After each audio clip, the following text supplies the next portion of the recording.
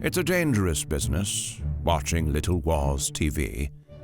You click on a video, and if you don't keep hold of your wallet, there's knowing where you might be swept off to. This very moment, you hear the call of the One Ring, urging you to build your own 10mm armies to decide the fate of Middle-earth. Today, Master Hobbit, we can start that journey together. In this video, we'll share how the guys in our club are mustering 10mm Middle-earth armies. I say that in the present tense because we're still collecting and painting new factions. Let's start by acknowledging that unless you want to collect in 28mm scale with Games Workshop, there is no single manufacturer or source for everything that you might want in epic 10mm scale.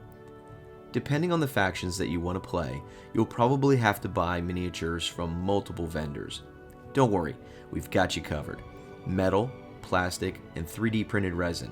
We own all of them. In this video, we'll compare different ranges side by side and show you how they scale next to each other. Before we do, a disclaimer. Today's video is not sponsored by anyone. We aren't selling you anything, and we don't get affiliate commissions. Here's a list of the vendors that you'll see today. These are companies and sculptors that we have direct experience dealing with as customers, and we think you'll be able to build incredible 10mm Middle-earth armies using some combination of these sources. I want to start with Copplestone Castings, founded by Mark Copplestone. This is a good place to begin because before the age of 3D printing, Copplestone was one of the earliest players in the 10mm Lord of the Rings space. I'll organize my thoughts into 4 categories: availability, sculpting, compatibility, and cost. In terms of availability, or range variety, Copplestone gets solid marks. They have proxy models for the main characters of the Fellowship, as well as standard core units for Gondor, Rohan, Mordor, Isengard, and Dwarves. For each of those factions, they have 3 or 4 unit types, which is enough to get you started. The sculpting is very good, very much a classic fantasy look, but they're not as finely detailed as what you can get today in the new age of 3D printing. Some of the packs look a bit better than others. I have a large collection of Copplestone's Rohan proxies, generically called the Horse Tribe, and they paint up nicely. I find that some of the other factions, like the Gondor Spearmen, less convincing. Here you can also see Copplestone sculpts are nothing like the film depiction. That's obviously for IP reasons. Games Workshop still controls the license for Middle-earth miniatures. In terms of compatibility, Copplestone's figures are marketed as 11mm, but mix well with other 3D printed vendors that we'll talk about next. Our club mixes and matches all the time, so that makes Copplestone very useful for bulking out your armies. They also have infantry cast in strips for standard War Master basing on a 40mm wide frontage. This is near universal standard these days for 10mm fantasy miniatures. The cost is currently $10 per pack. Each pack contains either 12 cavalry or 6 infantry strips. That cost is 100% in line with the other vendors that we'll cover next. Let's stay in the traditional metal figure universe by turning to Pendraken, one of the largest 10mm scale manufacturers in the UK. Pendraken's range is enormous, covering many historical periods as well as 15 different fantasy factions. All of this means availability for Pendraken should, in theory, be excellent. But if you take a closer look, most of their fantasy models aren't well suited for Middle-earth. The Hill Dwarves, High Elves, and Wood Elves are useful proxies. The monsters are a great collection because here you can find eagles, birds, bats, giant spiders, ents, and trolls. Definitely check out the monsters. For the men of the West, you'll have better luck with Pendraken's historical ranges. The Anglo-Saxons and Norse work well for Rohan and the Dunlendings. The Arabs are excellent proxies for the Harad, and you can consider the Normans for Gondor. Sculpting is the real strength when it comes to Pendraken. The quality of their castings is exceptional. Our club owns a lot of Pendraken miniatures, so we can speak from experience. Pendraken miniatures are true 10mm scale, which means they look a little small next to some of the 3D printed models, particularly the Wake's Emporium. but I think Pendraken's scale is very compatible with other metal miniatures, as well as some of the other 3D printed options. Cost. Pendraken packs are $10 for 25 infantry or 12 cavalry. This is right in line with Copplestone. You should also note that all Pendraken figures are loose individual models. There are no strips here. For traditional metal miniatures, Copplestone and Pendraken are your best bets right now. Magister Militum used to have some really good options before they closed a year ago. We used to be big fans of the old Magister line, so it was exciting to hear just a few weeks ago that Peter's team from Bacchus 6mm had acquired Magister and is relaunching them under a new name. For now, let's turn to resin 3D printed options. This is where things get interesting, because in the world of small independent 3D designers, there seems to be much less concern over IP and licensing. A great example of this would be Wake's Emporium. If you're looking to do Lord of the Rings in 10mm scale, Wake's Emporium is going to factor into your plans. Not only is the selection wide and growing by the month, the style and visual appearance is very recognizable from the Peter Jackson trilogy. Wake's has excellent variety for Gondor, Isengard, and Mordor. These factions are well covered with half a dozen unit types for each. He's expanding to do Easterlings, Elves, and most recently Harad. So far the unit type options are limited, but what he does have available looks phenomenal. He doesn't have most of the main characters, but you will find specific models for Gandalf the White, Boromir, and Saruman. But he makes by far the best fell beasts available anywhere. These are dynamite, and we've printed several of them. Sculpting quality is something of a hot topic here in the club. I like the Wake's models, and many of the guys do here as well. The detail is great, but they're chunkier than your typical model. You'll notice it most in the spears, which are thick. Compatibility, as I just said, can be an issue. The Wake's Emporium models are the biggest ones we have, both in terms of height and sheer heft.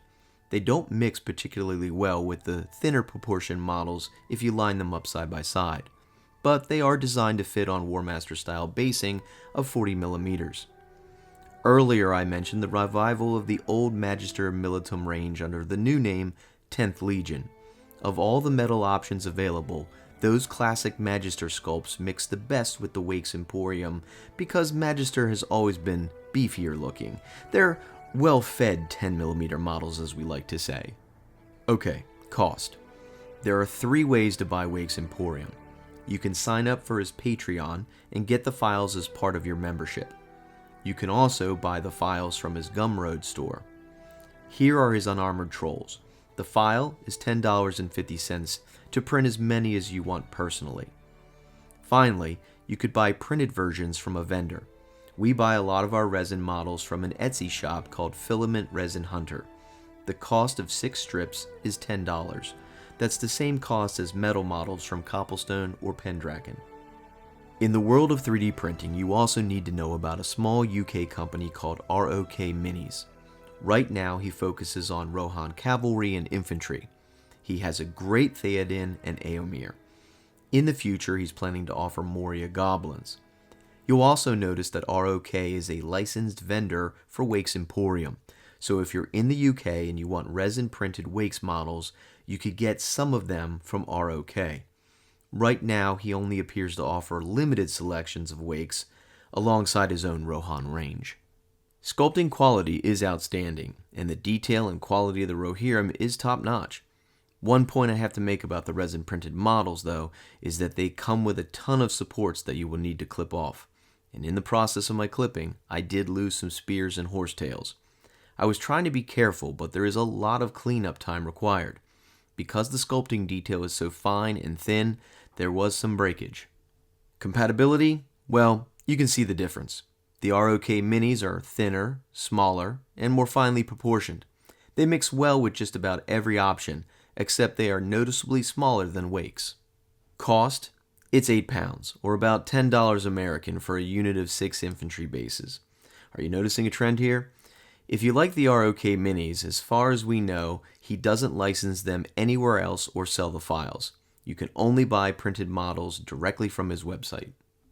Next up, we're going to lump Forest Dragon and Greenskin Miniatures together. They are both 10mm fantasy collections geared much more towards Warhammer than Middle-earth, but you are going to find some good proxy units from these designers. Forest Dragons Wood Elves and Chivalric Knights are excellent stand-ins for the Woodland Realm and Gondor fiefdoms. Josh is using their Noble Elves for his Rivendell army. From Greenskin Miniatures, their Araby army is perfect for the Harad. Sculpting quality on both of these ranges is good and consistent. They are totally compatible with each other, but tend to be on the smaller, leaner side. Next to Wake's Emporium, they are a bit out of scale, but we still mix them into our armies anyway. As for cost, both Forest Dragon and Greenskin sell Army Pack STL files for $60, allowing you to print your own units. You can also buy individual unit files or support either sculptor on Patreon. Forest Dragon has a truly impressive Patreon presence with nearly 4,000 members. If you need these miniatures printed, there are many Etsy vendors out there, including our own favorite, Filament Resin Hunter. One of the reasons we like this shop is that the owner, John Hunter, clips off all of the supports for you, so that when you receive the resin miniatures from him, they're all cleaned up. It saves a ton of time, and it's very, very rare to find a printer who cuts off the supports before shipping the models to you. The last 3D designer we're going to mention today is truly special, Varus Miniatures. Availability is the issue here. He has a very limited selection of Lord of the Rings models, but wow, the models that he does have are exceptional. Best in their class. He has 10mm characters for Aragorn, Gandalf the Grey, Arwen, the Hobbits, and Nazgul on foot and horse. For units, you'll find just the Swan Knights of Dol Amroth and Goblin Warg Riders. He did a Kickstarter recently for dwarves and has a complete dwarf range as well. They are not movie specific, but they still look great for Middle-earth. Overall, it's a limited selection, but the sculpting quality is incredible. You can print these at 15 or even 28mm scale, and they still look great. That's how much detail he has. The Varus miniatures mix perfectly with everything, except they do look small next to Wake's Emporium. For cost, you can buy the STL files on his Gumroad store, or have them printed for you by a licensed printer like Filament Resin Hunter. Varus also has his own Patreon page where you can support him directly and get access to his files. There are many other companies and creators that we have less experience with, but you could still consider. Cromarty Forge has siege weapons, and some of their historical ranges, like their Goths, seem useful. We have some of their historical infantry, and they are closer to 8mm than 10. The size difference is noticeable. Conquest Creations made a model for Grand, and lots of Middle-earth inspired terrain. Callistra's 12mm fantasy range is pretty expansive, but no one here has any yet. Finally, you can find a surprising number of free files on Thingiverse. We'll leave a link to one especially notable creator. Peering into the club's Palantir, I foresee a new company entering the 10mm fantasy fray. Wargames Atlantic announced a plastic set in their Grand Battle scale, showing off previews of an orc army that could absolutely work for Middle-earth. The cost of the plastics is generally more affordable than anything else on the market, so we'll be watching Wargames Atlantic closely. Today's video focused on the biggest creators with the most Middle-earth options available, but there's certainly more to discover. In fact, let us know in the comments what we've missed. We're always hunting. No Lord of the Rings miniature review would be complete without mentioning the official license holder for Middle-earth, Games Workshop. Back in 2005, Games Workshop released a plastic box set called The Battle of the Five Armies, with War Master-style plastic strips. I saved this for last because the box set was hard to find in 2005 and is even harder to find 20 years later. It's a rare collector's item that will cost you hundreds of dollars on eBay, and it's absolutely not worth the price. We have a copy of the game here in the club, and the plastic miniatures may have been decent sculpts 20 years ago, but they do not hold up well today. The Games Workshop models were also very small, probably closer to 8mm scale, and don't mix well with any of the vendors that we've mentioned today. The Battle of the Five Armies was a great value in 2005, but not a collector's item that you should bother chasing today. We'll leave links to all of the vendors mentioned today in the video description. Once again, our club has no affiliation or business arrangement with any of these companies. We're customers sharing our experiences, and we hope that you will find some of that experience helpful in building your own collection. If you enjoyed today's video, be a dear friend and say so in the comments. Do you want to see more Middle-earth on Little Wars TV? Subscribe to the channel, and one day, adventure may find you. The battle for Helm's Deep is over. The battle for Middle-earth has yet to begin.